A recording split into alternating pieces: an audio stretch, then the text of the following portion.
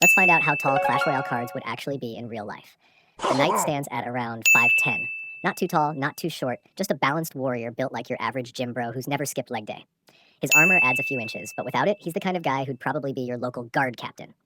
The archer sits at about 5'6", light on her feet and razor focused. She's small enough to move fast, but tall enough to draw that bow with deadly precision.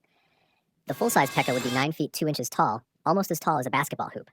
That's 2 refrigerators stacked on top of each other, covered in armor heavier than a small car. The mini P.E.K.K.A. would stand about 4 feet 11 inches tall, which is roughly 39 pancakes stacked perfectly on top of each other. Small, compact, and made of steel, it'd sound like a toolbox sprinting across the street every time it moved. The giant would tower at 14 feet 8 inches, roughly the height of a one-story house. If a giant walked down a city block, his head would scrape the power lines. One step from him would shake the pavement like a small earthquake. The Mega Knight would come in at 10 feet 3 inches, built like a war machine in human form. Standing next to him would feel like standing beside an elephant in body armor. The Goblin, on the other hand, would only be 3 feet 2 inches, about the height of a toddler, but with the energy of a caffeine-addicted raccoon.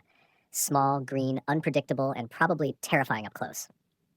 And the baby dragon would stretch about 6 feet long, roughly the length of an adult alligator. It could glide low, its wingspan wide enough to cover a car, with heat radiating from its scales like a running engine.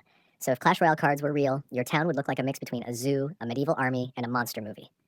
These aren't just cards, they'd be living giants, beasts, and machines walking among us.